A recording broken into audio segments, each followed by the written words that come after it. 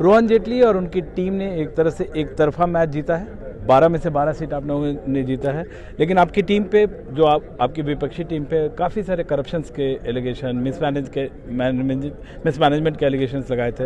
आपको लगता है ये उसका जवाब है या आपको जवाब देना है? देखिए, मैं आपको एक बात बताऊं, जो चुनाव के समय पे बातें बोली जाती हैं वो एक चुनाव के इंटेंट और नियत में बोली जाती हैं। Sometimes people say things that they don't mean to say. Over the board मैं इसको थोड़ा हट के बात बोलूँगा। अगर सपोज़ हमारे यहाँ कोई खामियाँ थी, कोई करप्शन थी, कोई एलिगेशन थे, कोई प्रॉब्लम्स थी, कोई सिस्टमिक इश्यूज़ थे, तो 3 साल में क्यों नहीं रेज किए हैं? आप कोर्ट में केस तो डालते हैं हमारे पे, आप ओम्बुड्समैन पे कंप्लेन भी करते हैं। 3 साल में एक केस नहीं है, एक कंप्लेंट नहीं है, एक दफ़ा कोई विषय रेज नहीं किया गया। आप कहते हैं फ्लड लाइट किस साल में लगी थी? सन 2021 में।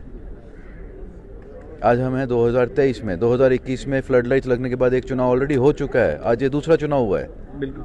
अच्छा चलिए, पीछे की बात बात पीछे की नहीं है। बात यह है कि जब कोई व्यक्ति पब्लिक ऑफिस में होते तो एक ना पब्लिक ऑफिस होल्ड करने के साथ एक आपको एक रिस्पॉन्सिबिलिटी होती है कि you can't make of the hook comments, responsible statements. क्या सांसद भवन में रह के कोई व्यक्ति इररिस्पॉन्सिबल स्टेटमेंट बना सकते हैं? नहीं। मैं वही कह रहा था, आप लोगों ने, चलिए आगे की बात करते हैं। इलेक्शन से पहले भी आपसे बात की थी, आप लोगों ने कहा था डीपीएल आपका एक बहुत बड़ा ये शोकेस आपने किया। आगे क्या करेंगे? क्या विमेंस प्रीमियर लीग या और जैसे आपने कहा था कि हाई परफॉर्मेंस सेंटर्स है अक्रॉस दिल्ली, आप क्या प्लान है कि ताकि मतलब जो दिल्ली के दूर दराज के जो बच्चे, हम कई बार स्टोरीज करते हैं जिनके लिए क्रिकेट महंगा होता है। देखिए, हाई परफॉर्मेंस सेंटर्स एक रियलिटी है जिसको हम एक्सप्लोर कर रहे हैं।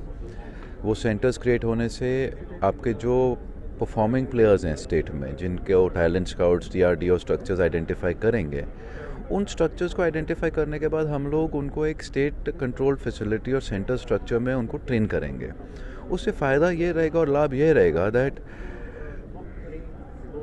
वो लोग फ्यूचर में जाके with the trainers, physiotherapist, recovery modules, BCCI protocol trend coaches, वो जाके आपका कल को स्टेट के लिए नहीं बल्कि आपके कंट्री के लिए भी रिप्रेजेंट करेंगे।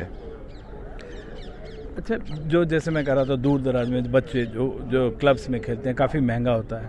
आप हमारे जो क्लब्स हैं, क्लब्स में एक इकोसिस्टम क्रिएट हुआ था। The clubs are actively now participating in different tournaments including age group tournaments.